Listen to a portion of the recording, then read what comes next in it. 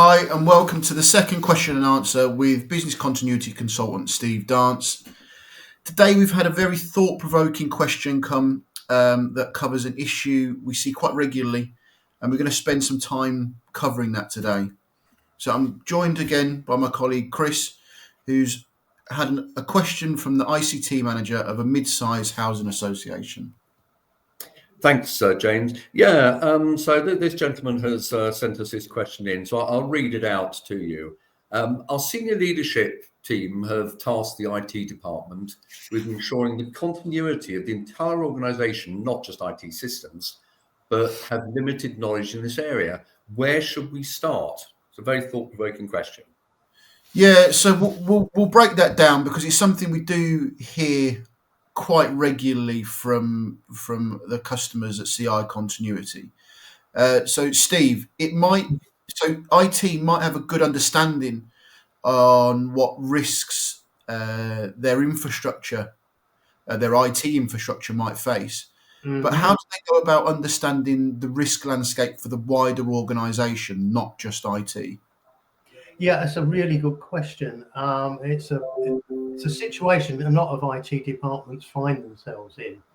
And it can be a challenge, first of all, to get your arms around the whole thing.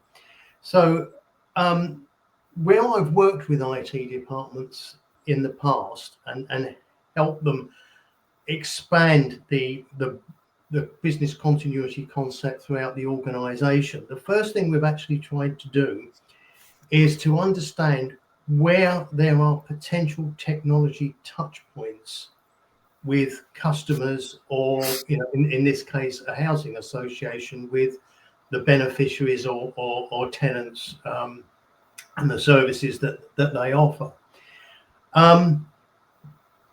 And then to identify what applications are actually supporting those touch points. So you've actually got at least the IT has now got a lead into the organization, and they can then formulate an approach to engage with the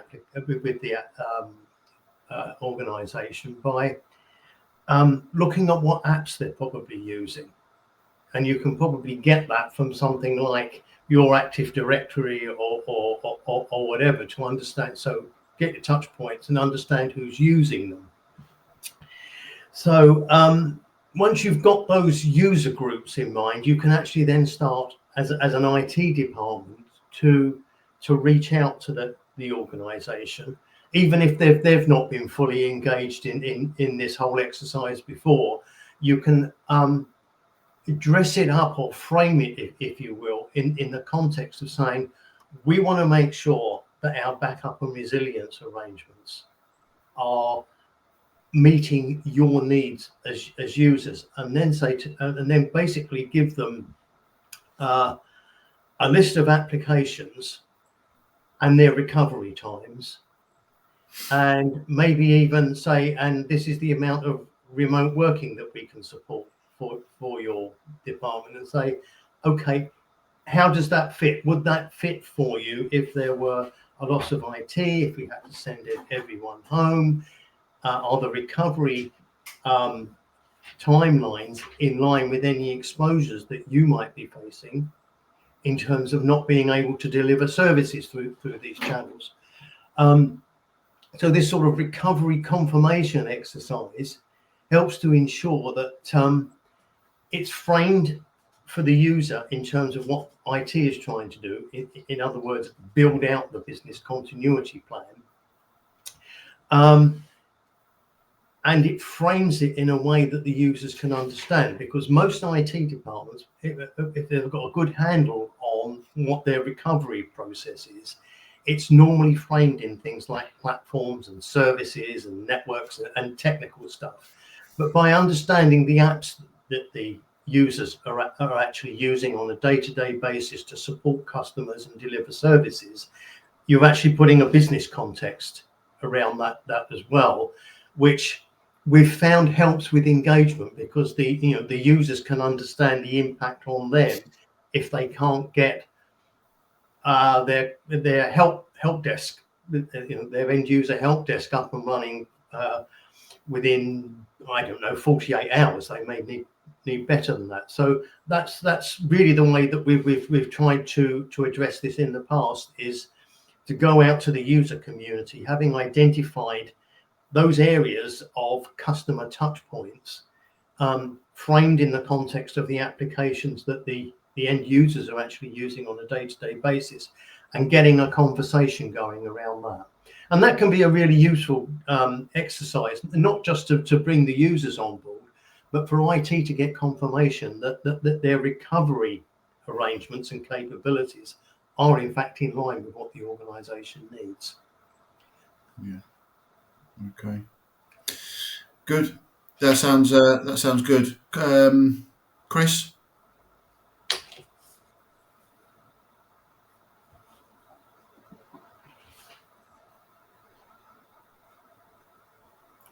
Sorry, yeah, we've got a follow-on question for you there, Steve.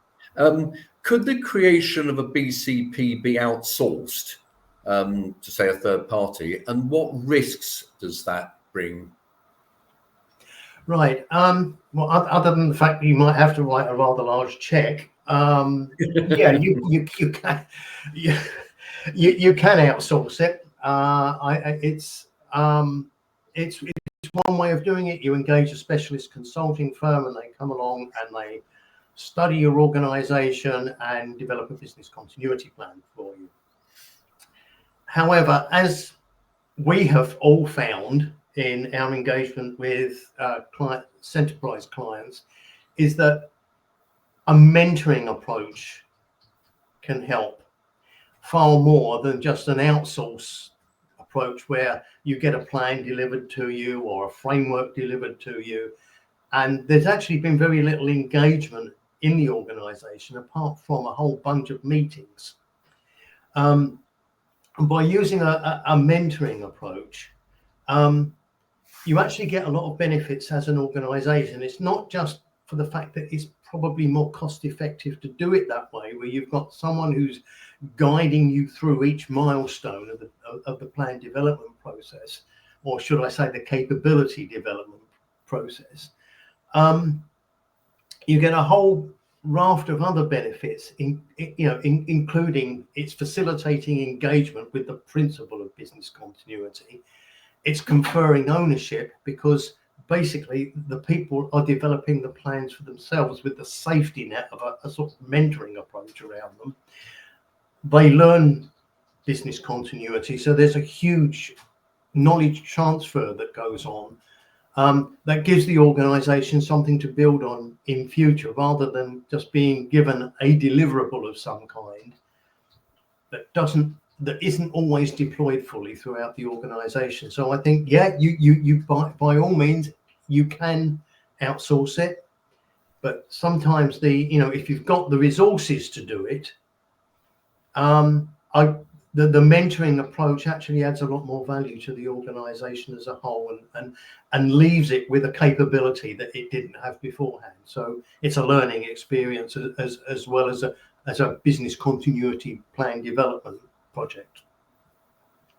So so to answer your question specifically, taking those benefits away and thinking about a purely outsourced approach, the risks are that no one really takes ownership of anything. No one's engaged with the development of the plan, and they're just not vested in it, as you would be if something had been built for your organization with your own people. Yeah, I think, as you said, Steve, we've all been in the situation where we've been asked to come in and help an organisation build out a business continuity plan, but we've seen the mentoring approach. It gets some buy-in, it gets some skin in the game from the organisation, and they can really take ownership of it once we relinquish them into the big wide world. So yeah. My advice on the journey with you. I think that's the big thing about it. They've been on the journey with you. Yes. Almost like a roadmap. I know that you use.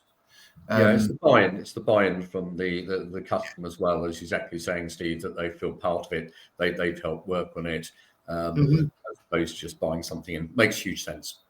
Yeah. That understanding of the plan as well allows the organisation to continually improve, because they've got that working knowledge, rather than just having someone hand them the keys to the kingdom and set off into that big wide world. So, yeah, great stuff. Thanks, Steve. So, I suppose the final part for me, and if we're basing this scenario on the fact that this IT team are going to be managing this project themselves internally rather than engaging a third party.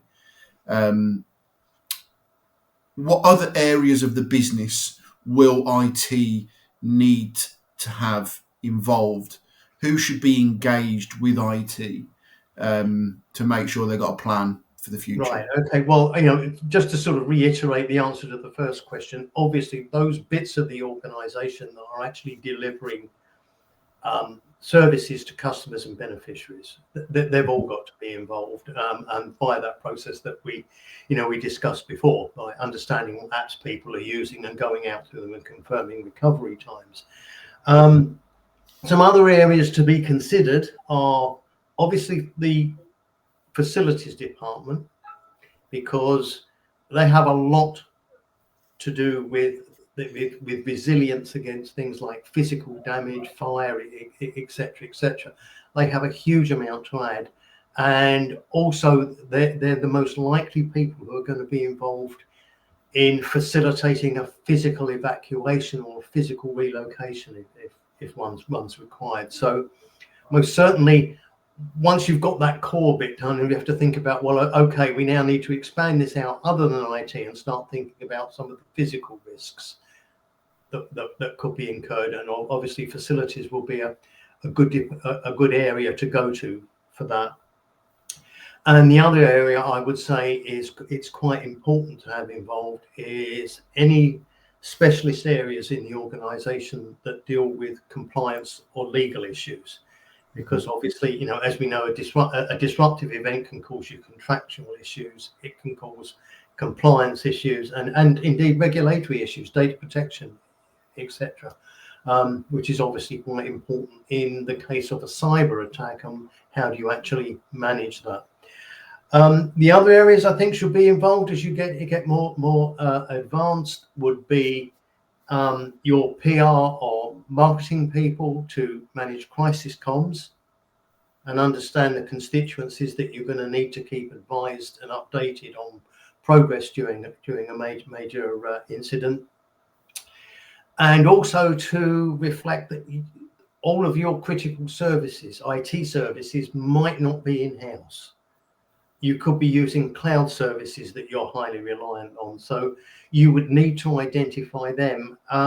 And that can be quite difficult. And it's useful to then engage with the finance department, who will have a purchase ledger and who can actually identify suppliers for you.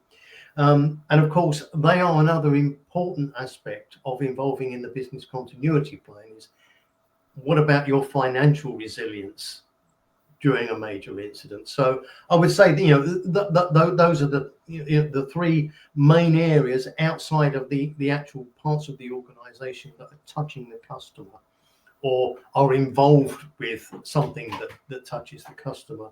I would say facilities, legal and compliance, and finance. Brilliant. Key areas. Brilliant. Well, I think that has been hopefully a good whistle stop tour for the guy that sent this question in. Yeah, I hope so. Yeah, it is a topic that I see quite regularly, where especially in small and medium-sized organisations where they don't necessarily have a dedicated business continuity team, that because a lot of organisations rely so heavily on IT, well, this should sit within IT. But clearly, just based on the conversation we've just had, there is more to it than just getting your applications back up and running, or finding an alternative workplace. There's a lot more to think about, and that regulatory and compliance piece could be key. Chris, what are your thoughts? Yeah, and I think some very key points you made there, Steve. And certainly when you're talking about the sort of the marketing and the PR, is that if you've had something go on with your organisation, you're not able to fulfil your obligations, provide your services. It's very critical and very key to get that information out to your customer base, so that they know why you're not able to help, or give timescales of when you get back. Yeah. It's, to me, that's a very critical area. Yeah. So Steve and the CI continuity team, we've developed some quite good frameworks that we can provide you free of charge. If you want to email the advice at cicontinuity.co.uk, that's just at the bottom of the screen, and just requests this free resource, be happy to send that out to you. Please do send in questions, because Steve, Chris, and I will be back in a couple of weeks' time to do another one of these, and it's difficult to do these without your questions. So please send them in, and any comments, please leave them, and we'll reply to you. But thanks for your time. Thanks for your time, Steve. Thanks for your time, Chris. Speak soon. Bye bye. Cheers for now. Cheerio.